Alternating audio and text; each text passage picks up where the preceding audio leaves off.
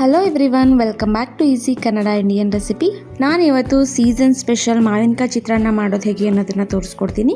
ವಿಡಿಯೋನ ಸ್ಕಿಪ್ ಮಾಡದೆ ಕೊನೆವರೆಗೂ ನೋಡಿ. ಹಾಗೆ ಯಾರೆಲ್ಲ ನನ್ನ ಚಾನಲ್ನ ಸಬ್ಸ್ಕ್ರೈಬ್ ಮಾಡದೆ ನೋಡ್ತಿದ್ದೀರಾ ಪ್ಲೀಸ್ ಸಬ್ಸ್ಕ್ರೈಬ್ ಮಾಡ್ಕೊಂಡು ನೋಡಿ. ಬನ್ನಿ ಇದನ್ನು ಹೇಗೆ ಮಾಡೋದು ಅಂತ ತೋರಿಸ್ಕೊಡ್ತೀನಿ.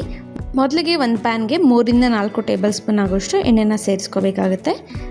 ನಾನಿಲ್ಲಿ ಮಾಡ್ತಿರುವಂಥ ಕ್ವಾಂಟಿಟಿ 5 ಜನಕ್ಕೆ ಆಗುತ್ತೆ. ಈ ಚಿತ್ರಾನ್ನ ಗೊಜ್ಜು ಮಾಡ್ಕೊಳ್ಳೋದಕ್ಕೂ ಮುಂಚೆ ನಾನು ರೈಸನ್ನು ಆಲ್ರೆಡಿ ಮಾಡಿಟ್ಕೊಂಡಿದ್ದೀನಿ. ಎಣ್ಣೆ ಕಾದ್ಮೇಲೆ ಇದಕ್ಕೆ ಸಾಸಿವೆನ ಸೇರಿಸ್ಕೊಳ್ತಾ ಇದ್ದೀನಿ. ಸಾಸಿವೆ ಎಲ್ಲ ಸಿಡಿದಾದ್ಮೇಲೆ 1 ಟೇಬಲ್ ಸ್ಪೂನ್ ಆಗೋಷ್ಟು ಉದ್ದಿನಬೇಳೆ, ಹಾಗೆ 1 ಟೇಬಲ್ ಸ್ಪೂನ್ ಆಗೋಷ್ಟು ಕಡಲೆಬೇಳೆ, ಹಾಗೆ ಒಂದು 4-5 ಟೇಬಲ್ ಸ್ಪೂನ್ ಆಗೋಷ್ಟು ಕಡಲೆ ಬೀಜನ ಸೇರಿಸ್ಕೊಳ್ತಾ ಇದ್ದೀನಿ. ಈ ಬೇಳೆ ಮತ್ತು ಕಡಲೆ ಬೀಜನ ಸೇರಿಸ್ಕೋಬೇಕಾದ್ರೆ ಸ್ಟವನ್ನು ಸಿಮ್ ಟು ಮೀಡಿಯಮಲ್ಲೇ ಇಟ್ಕೊಂಡು ನಾವು ಫ್ರೈ ಮಾಡ್ಕೋಬೇಕಾಗತ್ತೆ. ಒಂದು 2 ನಿಮಿಷ ಫ್ರೈ ಮಾಡಿಕೊಂಡ್ರೆ ಕಲರ್ ಚೇಂಜ್ ಆಗುತ್ತೆ. ಇನ್ ಕೇಸ್ ಹೈ ಫ್ಲೇಮ್ ಇಟ್ಕೊಂಡ್ರೆ ಸೀದೋಗೋ ಚಾನ್ಸಸ್ ಇರುತ್ತೆ. ಸೊ ಲೋ ಟು ಮೀಡಿಯಮ್ ಫ್ಲೇಮಲ್ಲೇ ನಿಧಾನಕ್ಕೆ ಒಂದು 2 ನಿಮಿಷ ಫ್ರೈ ಮಾಡಿಕೊಂಡ್ರೆ ಪರ್ಫೆಕ್ಟಾಗಿ ಫ್ರೈ ಆಗುತ್ತೆ. ನೆಕ್ಸ್ಟ್ ಇದಕ್ಕೆ ನಾನು ಆಲ್ರೆಡಿ ಕಟ್ ಮಾಡಿ ಇಟ್ಕೊಂಡಂಥ ಒಂದು ಬಿಗ್ ಸೈಜ್ ಆನಿಯನ್ನ ಸೇರಿಸ್ಕೊಳ್ತಾ ಇದ್ದೀನಿ. ಹಾಗೆ 4-5 ಹಸಿರು ಮೆಣಸಿನ್ಕಾಯಿನ ಕಟ್ ಮಾಡಿಕೊಂಡು ಸೇರಿಸ್ಕೊಳ್ತಾ ಇದ್ದೀನಿ.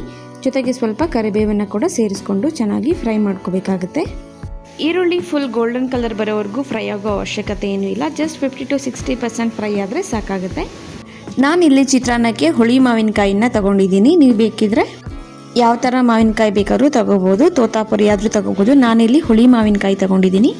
ಒಂದು ಮೀಡಿಯಮ್ ಸೈಜ್ ಮಾವಿನಕಾಯಿಯಲ್ಲಿ ಒಂದು ಅರ್ಧದಷ್ಟು ನಾನು ತುರ್ಕೊಂಡು ಇಟ್ಕೊಂಡಿದ್ದೀನಿ. ನಾನಿಲ್ಲಿ ಈರುಳ್ಳಿ ಕುಕ್ ಆಗೋದಕ್ಕೆ ಸ್ವಲ್ಪ ಉಪ್ಪನ್ನು ಸೇರಿಸ್ಕೊಳ್ತಾ ಇದ್ದೀನಿ. ಈರುಳ್ಳಿ ಕುಕ್ ಆದಮೇಲೆ ಕೊನೆಯದಾಗಿ ನಾನಿಲ್ಲಿ ಸ್ವಲ್ಪ ಅರಿಶಿನ ಸೇರಿಸ್ಕೊಳ್ತಾ ಇದ್ದೀನಿ. ಒಂದು 1/4 ಟೀ ಸ್ಪೂನ್ ಆಗೋಷ್ಟು ಅರಿಶಿನ ಸೇರಿಸ್ಕೊಳ್ತಾ ಇದ್ದೀನಿ. ಈಗ ಚೆನ್ನಾಗಿ ಮಿಕ್ಸ್ ಮಾಡ್ಕೋಬೇಕಾಗತ್ತೆ. ನೆಕ್ಸ್ಟ್ ಇದಕ್ಕೆ ಸ್ವಲ್ಪ ಕೊತ್ತಂಬರಿ ಸೊಪ್ಪನ್ನು ವಾಶ್ ಮಾಡಿ ಚಿಕ್ಕದಾಗಿ ಕಟ್ ಮಾಡಿ ಇಟ್ಕೊಂಡು ಸೇರಿಸ್ಕೊಳ್ತಾ ಇದ್ದೀನಿ. ಈಗ ಇದನ್ನು ಸ್ವಲ್ಪ ಮಿಕ್ಸ್ ಮಾಡ್ಕೋಬೇಕಾಗತ್ತೆ. ನೆಕ್ಸ್ಟ್ ಇದಕ್ಕೆ ಆಲ್ರೆಡಿ ತುರ್ಕೊಂಡಂಥ ಹುಳಿ ಮಾವಿನಕಾಯಿನ ನಾನು ಸೇರಿಸ್ಕೊಳ್ತಾ ಇದ್ದೀನಿ. ಒಂದು ಮೀಡಿಯಮ್ ಸೈಜ್ ಮಾವಿನಕಾಯಲ್ಲಿ ಅರ್ಧದಷ್ಟು ನಾನು ತುರ್ಕೊಂಡಿದ್ದೀನಿ. ಅದನ್ನು ಈಗ ಸೇರಿಸ್ಕೊಂಡು ಚೆನ್ನಾಗಿ ಮಿಕ್ಸ್ ಮಾಡ್ಕೋಬೇಕಾಗತ್ತೆ. ಈಗ ರುಚಿಗೆ ತಕ್ಕಷ್ಟು ಉಪ್ಪನ್ನು ಸೇರಿಸ್ಕೊಂಡು ಇನ್ನೊಂದು ಸಲ ಚೆನ್ನಾಗಿ ಮಿಕ್ಸ್ ಮಾಡ್ಕೋಬೇಕಾಗುತ್ತೆ. ಈಗ ಲಿಡ್ಡನ್ನು ಕ್ಲೋಸ್ ಮಾಡಿ ಲೋ ಫ್ಲೇಮಲ್ಲಿ 5-10 ನಿಮಿಷ ಕುಕ್ ಮಾಡಿಕೊಂಡ್ರೆ ತುಂಬ ಪರ್ಫೆಕ್ಟಾಗಿ ರುಚಿಯಾಗಿ ಗೊಜ್ಜು ರೆಡಿಯಾಗುತ್ತೆ. ಈ ಥರ ಎಣ್ಣೆ ಬಿಟ್ಕೊಂಡಾಗ ಗೊಜ್ಜು ರೆಡಿಯಾಗಿದೆ ಅಂತ ಅರ್ಥ. ಈಗ ಇದನ್ನು ಆಲ್ರೆಡಿ ಮಾಡಿಟ್ಕೊಡೋಂಥ ರೈಸ್ ಜೊತೆ ಮಿಕ್ಸ್ ಮಾಡಿದ್ರೆ ತುಂಬಾ ರುಚಿಯಾಗಿರುವಂಥ ಮಾವಿನಕಾಯಿ ಚಿತ್ರಾನ್ನ ರೆಡಿಯಾಗುತ್ತೆ.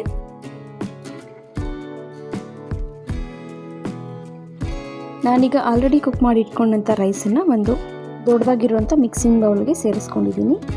ಈಗ ಅದಕ್ಕೆ ಬೇಕಾದಷ್ಟು ಗೊಜ್ಜನ್ನು ಸೇರಿಸ್ಕೊಂಡು ಮಿಕ್ಸ್ ಮಾಡ್ಕೋಬೇಕಾಗತ್ತೆ.